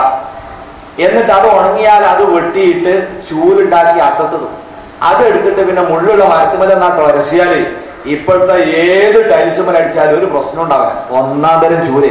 ഞാൻ ഇന്നലെ പരിപാടി കഴിഞ്ഞ് പോകുമ്പോ തലശ്ശേരി ഒരു പീടികയിൽ കണ്ടു, ഇങ്ങനെ ചൂല്, അതേ ചൂല് ഇങ്ങനെ കുത്തനെ കെട്ടി നിർത്തിയിട്ടുണ്ട്. ആരെ? എന്നെയും നിങ്ങളെയും അത് വാങ്ങിപ്പിക്കാനാണ്. ചൂല് പേറികളായി മാറി നമ്മൾ സ്വന്തമായിട്ട് എന്തെങ്കിലും ഉത്പാദിപ്പിക്കുന്നുണ്ടോ? ഇല്ല. ആ അടുക്കളത്തോട്ടത്തിന്റെ ഭാഗത്ത് നമ്മൾ ഉമ്മമാർക്ക് ഒരു ചെറിയ പച്ചമുളകിന്റെ തൈ, ഒരു കരുവേപ്പിലയുടെ തൈ നട്ടാൽ കൊല്ലത്തോടും എല്ലാം മറച്ചാൽ തീരും. പക്ഷേ അങ്ങനത്തെ ഒരു സ്വഭാവമല്ല. അത് പച്ചമുളകാണ്, ആ സമയത്ത് പോയിട്ട് വാങ്ങിക്കൊണ്ടുവരിക, എല്ലാം വാങ്ങി ഉപയോഗിക്കുക, ഒന്നും നിർമ്മിക്കുകയില്ല. ഇതാണ് നമ്മളെ സ്ഥിതി. അതുകൊണ്ട് തന്നെ നമുക്ക് ശുദ്ധടക്കാൻ ആവശ്യമായ അരി മുതൽക്ക് ഉപ്പ് മുതൽക്ക് ചൂല് വരെ മറ്റ് സംസ്ഥാനങ്ങളിൽ നിന്ന് വരികയാണ്. നമ്മൾ കണ്ടില്ലേ, തമിഴ്നാട്ടുകാരും കർണാടകക്കാരും ഒക്കെ പുല്ല് അതും ഇങ്ങനെ കൂട്ടി കെട്ടിയിട്ട് നമ്മുടെ മുമ്പിലേക്ക് വരും, നമ്മളത് വാങ്ങി ഉപയോഗിക്കുന്നു. നമ്മളെ അവസ്ഥ നിങ്ങൾ ആലോചിച്ചു നോക്കൂ. ഈ സാഹചര്യത്തിൽ നമുക്കതാ എന്തിനും വില കൂടുകയാണ്. നമ്മളൊന്നും ഉണ്ടാക്കുന്നില്ല, എല്ലാം പുറത്തുനിന്ന് വരികയാണ്. അപ്പൊ അതിൻ്റെതായ ചെലവുണ്ടാവും. പഞ്ചാബിലും ആന്ധ്രാപ്രദേശിലും ഉൽപ്പാദിപ്പിക്കുന്ന അരിയുടെ നല്ലൊരു ഭാഗം ഒഴുകുന്നത് കേരളത്തിലേക്കാണ്. അവിടെ ഒരു കർഷകൻ പാടത്തേക്ക് കൃഷി ഇറക്കാൻ വേണ്ടി എന്താ ഇന്ത്യൻ സാഹചര്യത്തിൽ ചെയ്യുന്നത്? അയാൾക്ക് മൂലധനത്തിന് വേണ്ടി ഇവിടുത്തെ ബാങ്കിനെയാണ് അയാൾ അപേക്ഷിക്കുന്നത്. ബാങ്ക് അയാൾക്ക് നല്ലൊരു സംഖ്യ ലോൺ കൊടുക്കുന്നു. എന്താ നിബന്ധന? 10, 15, 20% പലിശ സഹിതം തിരിച്ചു തരണം എന്നാ. അങ്ങനെ ഈ പഞ്ചാബിലുള്ള ആന്ധ്രാപ്രദേശിലുള്ള ഒരു കർഷകൻ കൃഷി ഇറക്കുമ്പോൾ അയാൾക്ക് ഇപ്പൊ എന്ത് ലക്ഷ്യമായി? 2 ലക്ഷ്യമുണ്ട്. ഒന്ന്, എന്റെ അധ്വാനത്തിന് വല്ലതും ലാഭം കിട്ടണം. രണ്ടാമതോ, ബാങ്ക് അധികൃതർക്ക് കൊടുക്കാനുള്ള ആ പലിശയും കൂടി ഇത് കിട്ടണ്ടേ? അങ്ങനെയാണ് അയാൾ അതിന് വില നിശ്ചയിക്കുക. അത് കഴിഞ്ഞ് അവിടുന്ന് കൊയ്തെടുക്കുന്ന നെല്ല് അത് കൊയ്തെടുക്കാനും മെതിച്ച് അരിയാക്കാനും വൻകിട മില്ലുകാരൻ്റെ അടുത്ത് കൊടുക്കണം. എങ്ങനെ ഈ മില്ലൊക്കെ തുടങ്ങി? നമ്മുടെ നാട്ടിലെ സാധാരണ ഫ്ലോർ മിൽ മുതൽ നിങ്ങൾ ചോദിച്ചു എങ്ങനെ തുടങ്ങിയത്? അത് ബാങ്കിന്റെ വായ്പ കൊണ്ടാണ്. അവർക്കും എന്താ വേണ്ടത്? ഇത് കുത്തിക്കൊടുക്കുന്നതിന്റെ തേയ്മാനത്തിനും അധ്വാനത്തിനും ഉള്ളത് കിട്ടുന്നതിന്റെ പുറമെ ബാങ്കിൽ നിന്ന് ലോൺ എടുത്ത വ്യവസായമാണിത്. അതിന്റെ പേരിൽ പലിശ കടക്കാനുണ്ട്. അയാള് അതിനും കൂടി കൂലി ഈടാക്കിയിട്ടാണ് നെല്ല് കുത്തി അരിയാക്കുന്നത്.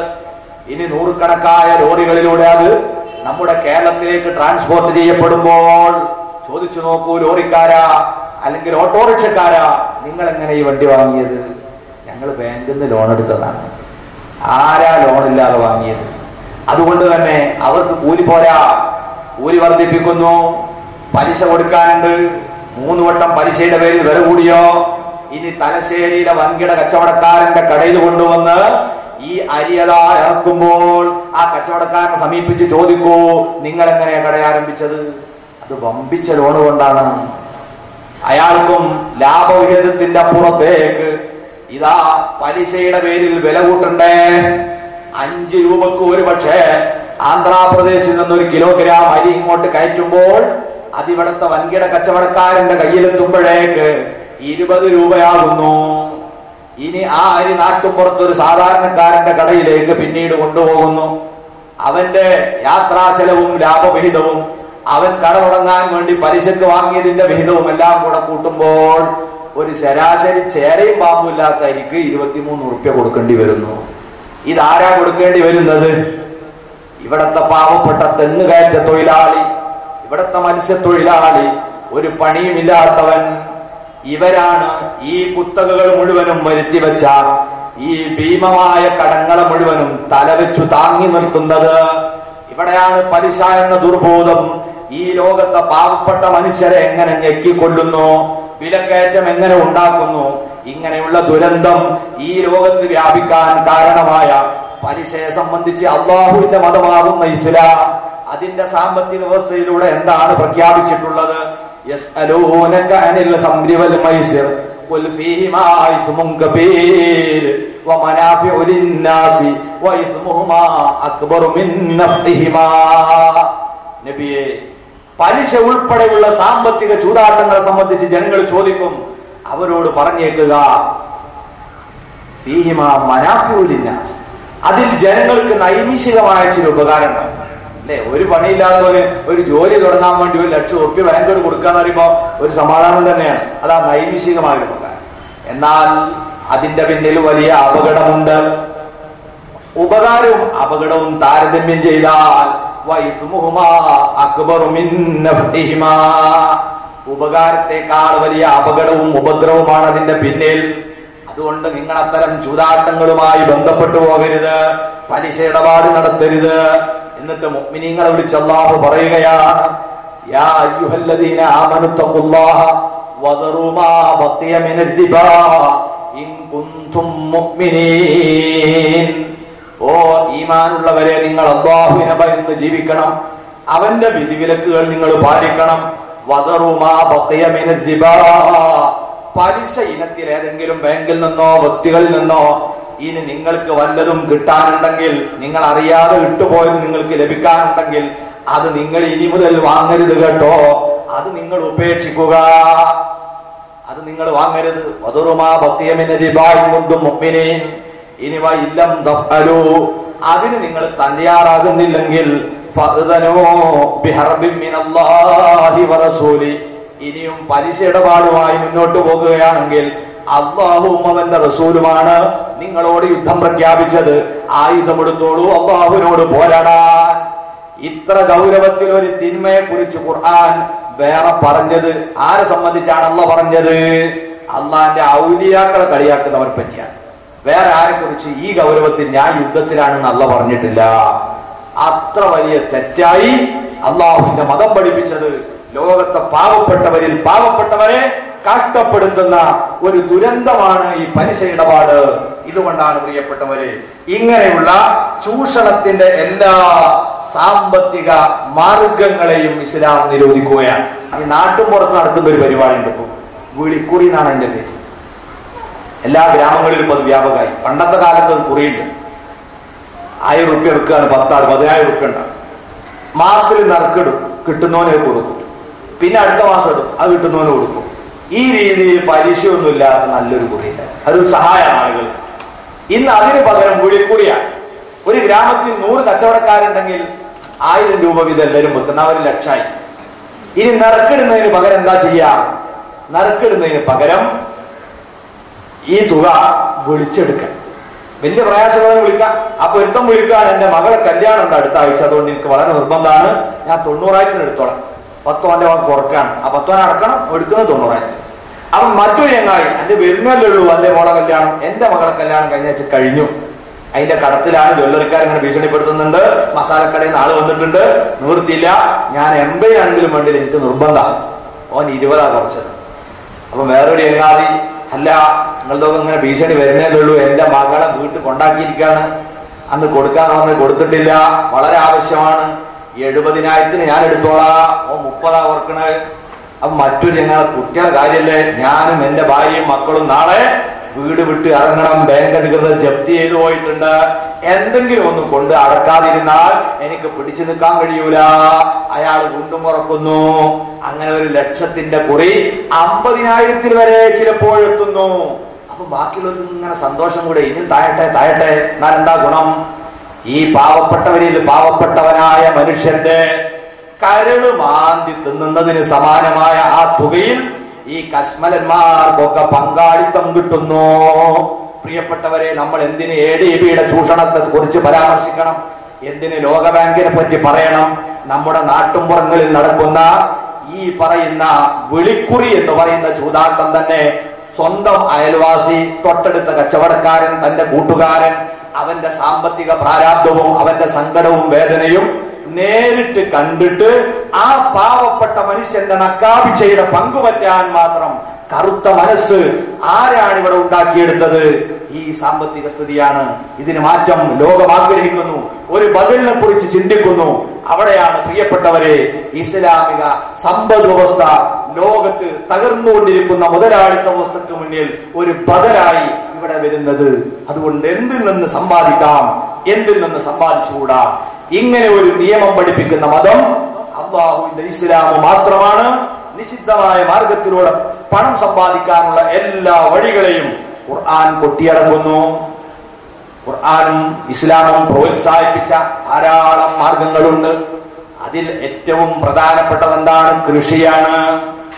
കൃഷി ഇറക്കുക എന്നത് അള്ളാഹുവിൽ പ്രതിഫലം കിട്ടുന്ന ഒരധ്വാനമാണ്, സാധാരണ തൊഴിലല്ല. അള്ളാഹിന്റെ ഹബീബ് സ്വല്ലല്ലാഹു അലൈഹി വസല്ലം പഠിപ്പിക്കുന്നു, ആരെങ്കിലും ഒരു വൃക്ഷം നട്ടാൽ, ഒരു കൃഷി ഇറക്കിയാൽ, അതിൽ നിന്ന് ഏതെങ്കിലും ഒരു അണ്ണാൻ വന്ന് എന്തെങ്കിലും കഴിച്ചു പോയാൽ, ഒരു തത്ത വന്ന് ഒരു കതിർ കൊത്തിക്കൊണ്ടുപോയാൽ, ഏതെങ്കിലും ഒരു ജീവി ഒരു പഴം അതിൽ വന്ന് തിന്നുപോയാൽ, അത് ഉൾപ്പെടെ നിങ്ങൾക്കതാ സ്വതക്കയായി മാറുകയാണ്. നിങ്ങൾ ഉണ്ടാക്കിയ കാർഷികോൽപ്പന്നം, നിങ്ങൾ ഉണ്ടാക്കിയ വിഭവം, അത് ഏതൊക്കെ ജീവികൾ തിന്നുന്നുവോ, മനുഷ്യരാവണമെന്നില്ല, ആര് കഴിച്ചാലും അതിന്റെ ഒക്കെ സ്വതക്ക ചെയ്ത പ്രതിഫലമാണ് കർഷകന് ലഭിക്കുന്നതെന്ന് മുഹമ്മദുർ റസൂലുള്ളാഹി സ്വല്ലല്ലാഹു അലൈഹി വസല്ലം നിങ്ങൾ പഠിപ്പിക്കുന്നു. ഇതാണ് കാർഷിക വൃത്തി, വളരെ വലിയ ഒരു നല്ല ഇബാദത്താണ്. ഇതുപോലെ ഇസ്ലാം പ്രോത്സാഹിപ്പിച്ച മറ്റൊരു സമ്പാദ്യ മാർഗമാണ് കച്ചവടം. പക്ഷേ കച്ചവടത്തിൽ ഒരിക്കലും എന്തുണ്ടായിക്കൂടാ? ആളുകളെ ചൂഷണം ചെയ്യുന്ന, ചതി പതിയിരിക്കാൻ പാടില്ല. അതിന് ഇസ്ലാമിനൊരു പോളിസി ഉണ്ടെന്നാ, ലാ ദററ വലാ ദിറാറ. നിങ്ങൾ എന്ത് വ്യവസായം നടത്തിക്കും, ഏത് കച്ചവടം നടത്തിക്കും, പക്ഷെ എന്ത് പാടില്ല? ലാ ദററ. അത് മറ്റുള്ളവർക്ക് പ്രയാസമുണ്ടാക്കുകയോ നിങ്ങൾക്കും സ്വയം ബുദ്ധിമുട്ടുണ്ടാവുകയോ ചെയ്യരുത്. ഇസ്ലാമിന്റെ അടിസ്ഥാന സിദ്ധാന്തം. എന്ത് വ്യവസായം അതിറക്കുമ്പോഴും എന്ത് കൃഷി ഇറക്കുമ്പോഴും അതിനേർപ്പെടുന്നവൻ എന്താവരുത്? അതുകൊണ്ടുള്ള നഷ്ടം വരരുത്. എന്നാൽ അത് മുഖേന പരിസരവാസികൾക്കോ ആ നാട്ടുകാർക്കോ മറ്റു മനുഷ്യർക്കോ ബുദ്ധിമുട്ടുണ്ടാകരുത്. അത് രണ്ടുമില്ലാത്ത വിധത്തിലുള്ള വ്യവസായങ്ങളെ ഇസ്ലാം പ്രോത്സാഹിപ്പിക്കുന്നു. കച്ചവടത്തിൽ ഒരിക്കലും ചതി പതിയിരിക്കാൻ പാടില്ല. അത്തരത്തിലുള്ള എല്ലാ കച്ചവടത്തെയും ഇസ്ലാം നിരോധിക്കുന്നു. ഉദാഹരണത്തിന്, ഒരാൾക്ക് തെങ്ങും തോട്ടമുണ്ട്, ആയിരക്കണക്കിന് തെങ്ങുകളിലൊരു തോട്ടാണ്. ഇതെന്താ ചെയ്യാവൻ? ഒരു വർഷത്തേക്ക് പാട്ടത്തിന് കൊടുക്കാം. എങ്ങനെ പാട്ടത്തിന്? 10 ലക്ഷം റുപ്യ. 1000 തെങ്ങുള്ള ഒരു തോട്ടം, ഒരു വർഷം അതിലെ തേങ്ങ ഫുള്ള് എനിക്ക് പറിക്കാം, 10 ലക്ഷം റുപ്യ തന്നാ മതി. ഈ കച്ചവടം ഇസ്ലാം അംഗീകരിക്കുന്നില്ല. എന്തുകൊണ്ട്? ഇവിടെ തേങ്ങ വിൽക്കണമെങ്കിൽ ആ തേങ്ങ ഇവിടെ ഉണ്ടാവണം. ഇവിടെ ഉണ്ടാകാൻ പോകുന്ന തേങ്ങക്കാണ് ഇവിടെ കാശ് വാങ്ങുന്നത്. ഓൾറെഡി ഇവിടെ ഇല്ലാത്ത ഒരു സാധനത്തെ വിൽക്കുക എന്നത് അത് ചതിപതിയിരിക്കുന്ന കച്ചവടമാണ്. കണ്ണൂരിൽ ധാരാളം കശുവണ്ടി ഉള്ള പ്രദേശങ്ങളുണ്ട്. ആ തോട്ടങ്ങൾ പോയിട്ട് പലരും വിളിച്ചെടുക്കാറുണ്ട് ഒരു കൊല്ലത്തേക്ക്. ഇസ്ലാമിന്റെ വിധി അനുസരിച്ച് ഇങ്ങനെ വിളിച്ചെടുക്കാൻ പാടില്ല. അങ്ങനെ എടുക്കണമെങ്കിൽ പുതുവു സ്വലാഹ് എന്ന് പറയുന്ന, ഇനി സാധാരണഗതിയിൽ നശിച്ചു പോകാത്ത വിധത്തിൽ മൂപ്പത്തിയ ഉൽപ്പന്നം ഉണ്ടായെങ്കിലല്ലാതെ അതിനെ ഒരാൾക്ക് കച്ചവടം ചെയ്യാൻ പാടില്ല. അല്ലെ, ചില ആളുകൾ വമ്പിച്ച നഷ്ട, നല്ല പൂക്കുലയൊക്കെ കണ്ടിട്ടാണ് എടുത്തതാ, പിന്നെന്താ ഉണ്ടായത്? അങ്ങനെ തന്നെ കരിഞ്ഞു പോയി. ഈ ചതി ഇതിൽ പെടാൻ സാധ്യതയുണ്ട്. അതുകൊണ്ട് ആ സമയത്ത് പോയിട്ട് അതിനെ കച്ചവടാക്കിക്കൂടാ. ഇതുപോലെ തന്നെ അങ്ങാടിയിൽ മായം കലർത്തിയിട്ട് വിൽക്കുക, ആ രീതിയിൽ പണമുണ്ടാക്കുന്ന ഒട്ടേറെ കച്ചവടക്കാരുണ്ട്. നബി സല്ലല്ലാഹു അലൈഹി വസല്ലം നിങ്ങൾ പഠിപ്പിക്കുകയാണ്, അവിടുന്ന് ചന്തയിലേക്ക് ഇറങ്ങിച്ചെല്ലും. പലപ്പോഴും ഓരോ കച്ചവടക്കാരനെയും അവിടുന്ന് പരിശോധിക്കും. ഒരിക്കലതാ ചന്തയിൽ ഒരാൾ ആവേശത്തോടെ ഗോതമ്പ് കൂരയുടെ ചാരത്ത് നിന്നുകൊണ്ട് വരൂ നല്ല ഗോതമ്പുണ്ട്, ക്ഷണിക്കുകയാണ് ഉപഭോക്താക്കളെ. പുന്നാര നബി സല്ലല്ലാഹു അലൈഹി വസല്ലം അങ്ങോട്ട് കടന്നു എന്ന്, എന്നിട്ടതാ ഗോതമ്പ് കൂനയുടെ ഉള്ളിലേക്ക് അവിടെ നിന്ന് കൈകടത്തി നോക്കിയപ്പോൾ ആ കൈകളിൽ നനവ് തട്ടി. അപ്പൊ ചോദിച്ചു, മാഹാദായ താജർ, കച്ചവടക്കാരൻ, എന്താ ഉള്ളിലൊരു നനവ്? അയാൾ വിശദീകരിച്ചു, നബിയെ, പൊടുന്നനെ ഒരു മഴ പെയ്തപ്പോൾ എന്റെ ഗോതമ്പും നനഞ്ഞു പോയതാണ്. ആ നനവ് കാണാതിരിക്കാൻ ഞാൻ അതിന്റെ മേലെ ഉണങ്ങിയ ഗോതമ്പ് വെച്ചതാണ്. അള്ളാന്റെ ഹബീബ് പറയുന്ന മറുപടി എന്താണ്? ഇത് പാടില്ല മോനെ. നീ എന്തുകൊണ്ട് നനഞ്ഞ ഗോതമ്പ് മുകളിലായി ജനങ്ങളെ കാണിപ്പിച്ചില്ല? അത് കാണിച്ച് അത് പറഞ്ഞിട്ട് അത് വിൽക്കാൻ പാടുള്ളായിരുന്നു.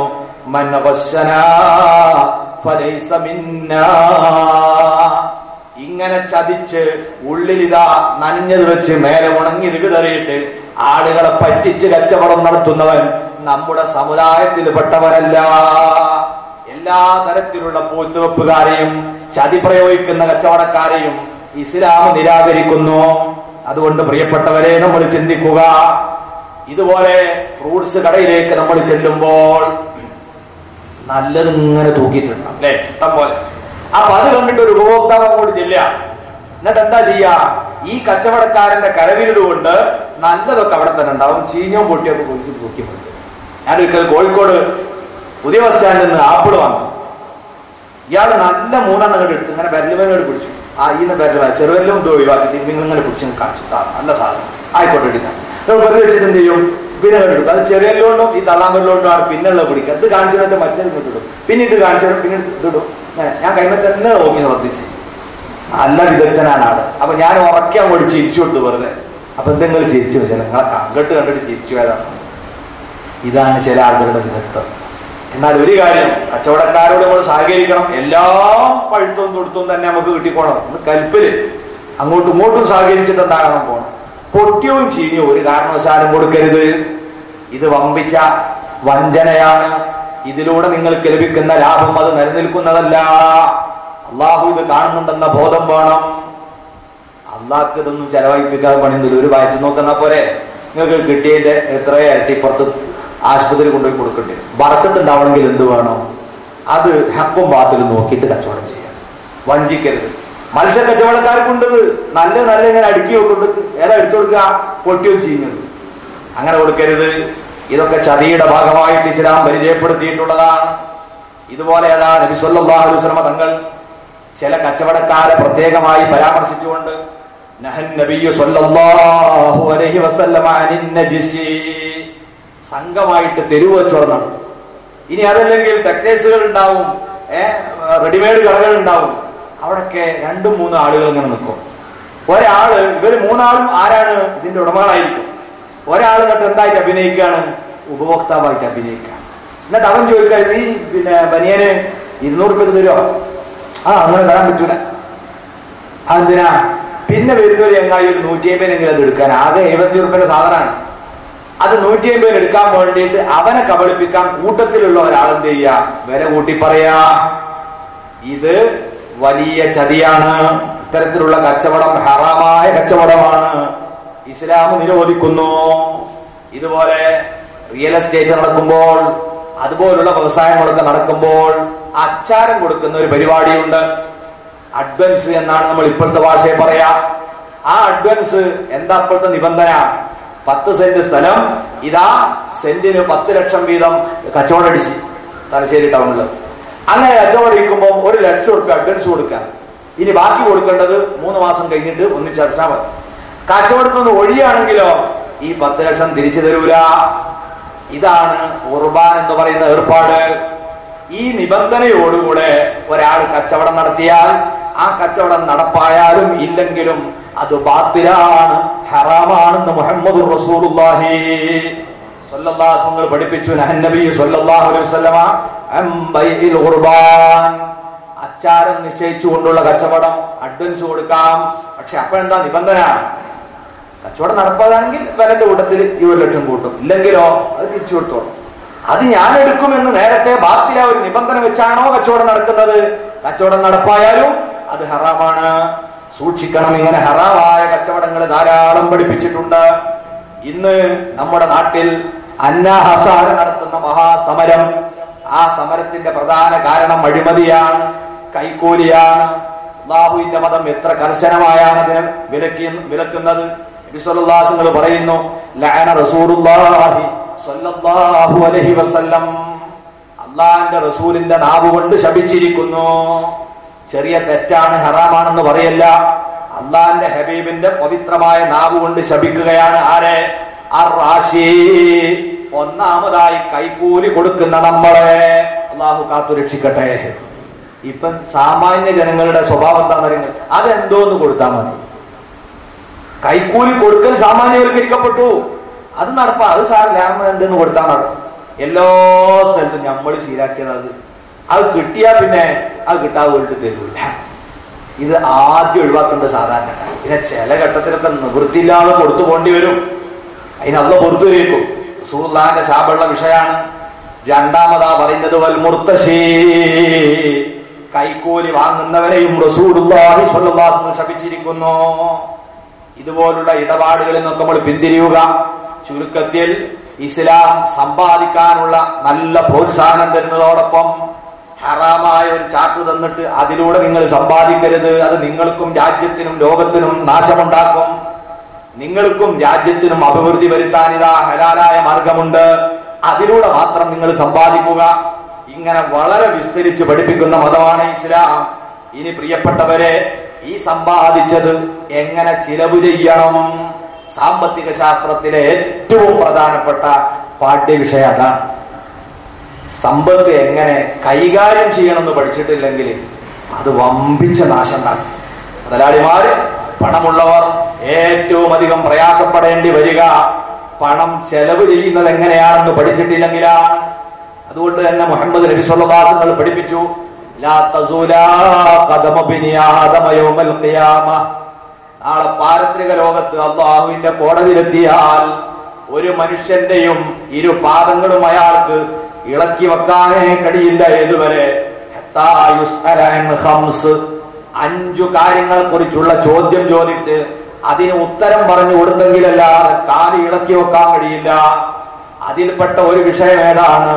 വൻ മാലിഹി മിൻ ഐന തസബഹു വഫീമ അൻഫഖ. മുഹമ്മദുർ റസൂലുള്ളാഹി സ്വല്ലല്ലാഹു അലൈഹി വസല്ലം. അൻ മാലിഹി, നിന്റെ സമ്പത്തിന്റെ ആ വരവൊക്കെ ഒന്ന് കാണിച്ചാൽ, വഫീമ അൻഫഖ, അതിന്റെ ചെലവ് ഒന്ന് കാണിക്കും. ഇവിടെ ഇപ്പൊ നികുതി വെട്ടിക്കാൻ വേണ്ടി നമ്മൾ എന്തേ കാണിച്ചിട്ടുള്ളൂ? ആ ജാതിയെ കാണിച്ചിട്ട് ബാക്കി കൊളിപ്പിച്ചാൽ അള്ളാന്റെ മുമ്പിൽ നടക്കുന്നത് നമ്മൾ കാണിച്ചിട്ടില്ലെങ്കിൽ രേഖയായിട്ട് അവിടെ വരുന്നത് ആരാണ്? രേഖ അള്ളാഹുവിന്റെ മാലാഖമാർ.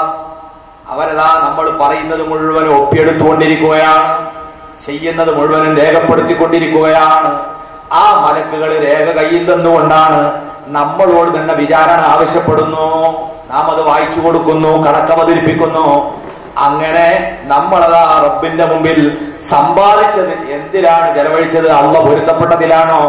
ചെലവഴിക്കരുത് എന്നുള്ള പറഞ്ഞിടത്താണോ? അതിന് മറുപടി പറയാതെ കാലിളക്കാൻ കഴിയില്ല. ഇത്ര ഗൗരവത്തോടെയാണ് ഇസ്ലാം പറയുന്നത്. അതുകൊണ്ട് തന്നെ പ്രിയപ്പെട്ടവരെ, സമ്പത്തിന്റെ വിനിയോഗത്തെ കുറിച്ച് പറയുമ്പോൾ ആദ്യം നമ്മൾ ചിന്തിക്കേണ്ടത് ഒരിക്കലും അനാവശ്യമായ മാർഗത്തിലൂടെ നമ്മളെ സ്വത്ത് ചെലവഴിക്കപ്പെട്ടു പോകരുത്. അതാ നമ്മൾ സൂക്ഷിക്കേണ്ടത്. ആർക്കും ഒന്നും കൊടുത്തിട്ടില്ലെങ്കിലും തെറ്റായ വഴിയിലൂടെ അത് ചെലവഴിക്കപ്പെട്ടു പോയാൽ അത് വമ്പിച്ച ദുരന്തം സൃഷ്ടിക്കും. നിത്യോപയോഗ ജീവിതം നമ്മൾ വളരെയധികം ക്രമീകരിക്കണം. ധൂർത്ത് എന്ന് പറയുന്ന ഒരു മാരക രോഗം ഇന്ന് ഏറ്റവും അധികം പിടികൂടിയ സമുദായമായി മുസ്ലിംകൾ മാറിയിട്ടുണ്ടോ എന്ന് ആശങ്കപ്പെടുകയാണ് പലതും കാണുമ്പോൾ. നിങ്ങൾക്കറിയോ, അള്ളാഹുവിന്റെ മതം ധൂർത്തിനെതിരെ എത്രത്തോളം നടപടി സ്വീകരിച്ചിട്ടുണ്ട്?